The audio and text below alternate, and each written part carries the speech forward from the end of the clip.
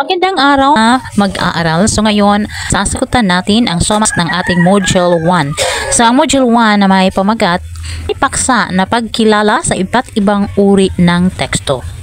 Panuto, basahing mabuti at unawain ang mga item. Piliin at isulat ang titik ng tamang sagot sa inyong sagutang papel. Para sa bilang 1 hanggang 5, tukuyin kung anong uri ng teksto ang iyong binabasa. Unang bilang, baka makipag-away ka na naman, Impen. Tinig iyon ng kanyang ina. Nangangaral na naman mula sa kinatatalungkuang giray na batalan. Saglit siyang napatigil sa paghugas ng mumo sa kamay. Simula ng Impeng Negro ni Rogelio Sikat, Baisa Eileen Chi at Dayag Alma M noong 2004 sa Pluma, Wika at Panitikan para sa mataas na paaralan Quezon City, Phoenix Publishing House. Nasa nating teksto sa unang bilang ay nasa anong uri ito? A. Informative, B. Persuasive, C. Narrative at D. Procedural. Dahil isa itong kwento at syempre kung kwento, ito ay nasa tekstong narrative dahil ang tekstong narrative, ang layunin nito ay magsalaysay o magkwento. Dalawang bilang. Maliwanag na sinusubukan na naman sa halalang ito ang luma ng taktikang divide and rule na pamana ng diktadorang US sa kanyang mga puppet regimes. Nakasalalay din sa batasang eleksyon ang pang-militar at pang-ekonomiyang katatagan sa atin ng Amerika na ang pananatili dito'y higit namang naglulublob sa kahirapan sa mga mamamayang Pilipino. Pero hindi na tayo palinlang. Hindi natin isusuko ang pakikipaglaban natin sa ating mga karapatan. Boykotin natin ang eleksyon 84. Mula sa Bautista noong 1983 sa Bata, Paano Ka Ginawa? Mandaluyong, Carmelo and Buenman Printing Corporation noong 1988 at ng Cacho Publishing House noong 1991. Dalawang bilang, ay isang tekstong persuasive dahil ito ay nananghihikayat. Hinihikayat ng author dito na huwag na daw magpaloko, boycottin na daw ang eleksyon. Hinihikayat niya ang mga tao na hindi na magpapaloko sa mga Amerikano. Kaya ito ay tekstong persuasive. Ikatlong pahayag, nagising ako kanina, humihingal at pawis na pawis. Nakataas ang kaliwa kong kamay, naninigas, hindi ko maibaba. Sa panaginip ko, may malaking babae nakasuot ng itim, pero hindi ko kita ang mukha. Hindi ko alam kung bakit, pero hindi ko mailingon ang ulo ko.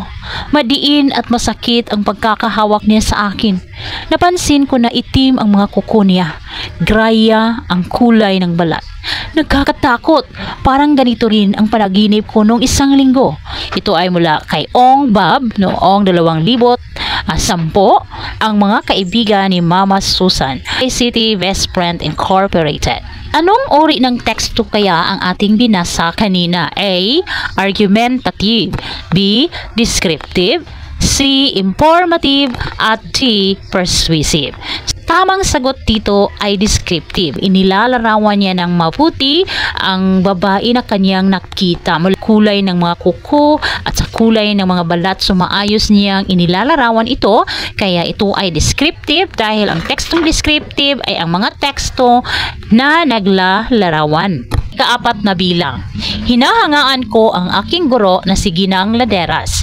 Bukod sa dedikasyon niya sa pagtuturo, ay binibigyan din niya ako ng lakas ng loob at tiwala sa sarili upang mapagtagumpayan ko ang hamon sa aking buhay. Anong uri ng paglalarawan ang ginamit sa pahayag? A. Descriptive impressionistic, B. Objektibo, C. Descriptive technical, at D. Subjektibo. Sagot dito ay subjektibo dahil malinaw na gumagamit siya ng kanyang sariling pananaw, sariling opinyon at ginagamitan din niya ng kanyang emosyon ang paglalarawan niya sa kanyang guro na si Ginang Laderas. 5. National ID System sa Pilipinas. Pabor ka ba?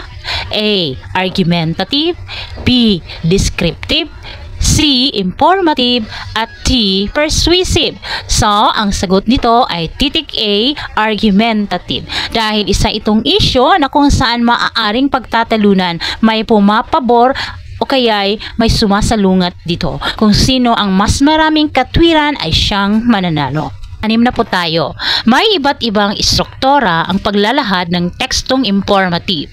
Ang pahayag na bumaba ang insidente ng mga napahamak sa pagdiriwang ng bagong taon noong 2020 kumpara sa nakalipas na 5 taon. So, ang tekstong ito ay A. Pagbibigay definisyon, B. Paghahambing, C. Paglilista ng klasifikasyon, at D. Sanhi at bunga.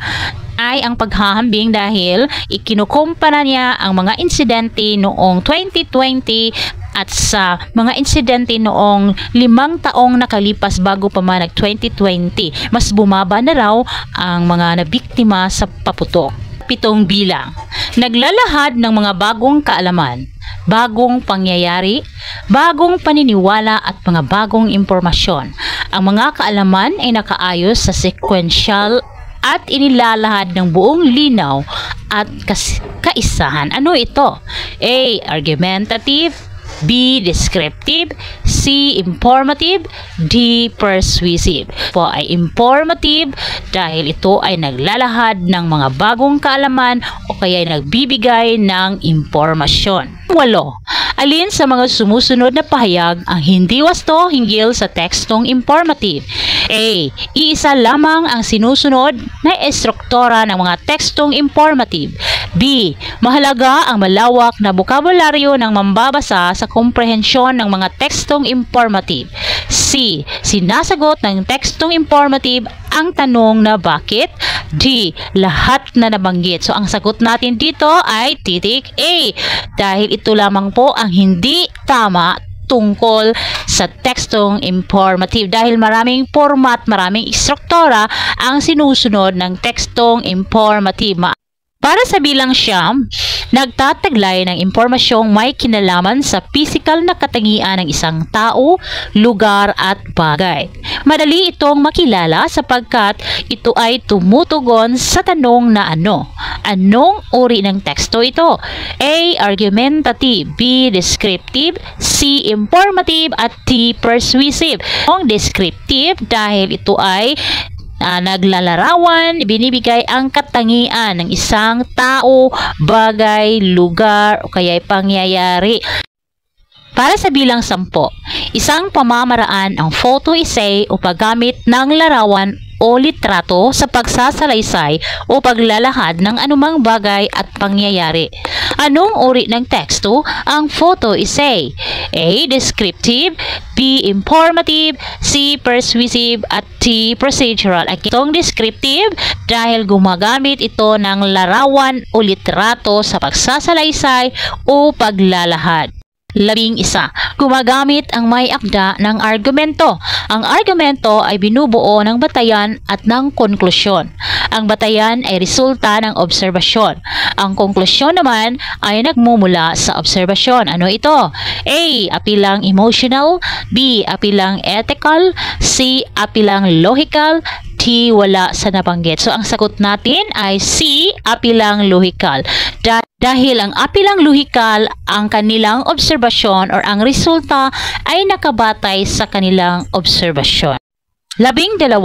Ito ay nagpapakita ng mga impormasyon tungkol sa mga tiyak na pangyayari na maaaring nakita, hango sa sariling karanasan, totoong kaganapan o di fiksyon, maaari ding likhang isip lamang ng manunulat o fiksyon. Ano ito? A. Argumentative, B. Descriptive, C. Narrative, D. Persuasive. So ito ay tekstong narrative dahil ito ay naglalahad ng pangyayari, maaaring mula sa totoong pangyayari o kaya mula sa likhang isip lamang ng manunulat. 13. Isang uri ng paglalahad na kadalasang nagbibigay impormasyon at instruksyon kung paano gawin o isasagawa ang isang tiyak na bagay.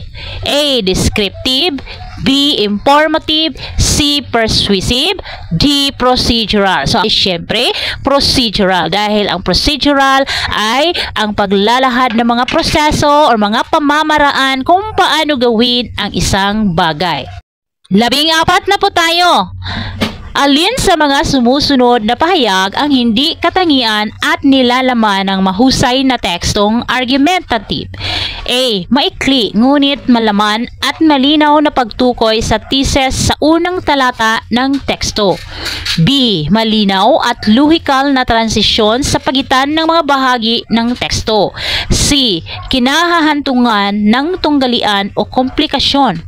D. Matibay na ebidensya para sa argumento. So, sagot ay titik B.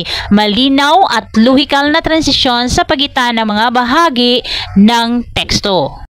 Panghuling bilang 15, ito ay matalinong paghula ng maaaring kahulugan ng isang bahagi na hindi direkta o tahasang ipinaliwanag sa teksto.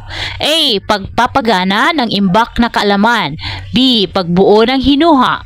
C. Pagkakaroon ng mayamang karanasan. D. Wala sa nabanggit. So, ang tamang sagot ay B. Pagbuo ng hinuha. Dahil ang paghinuha ay kasing kahulugan ng paghula. Hanggang sa susunod na module, maraming salamat. Ito po si Mama Jo o Ma'am Dolino. Masaganang buhay!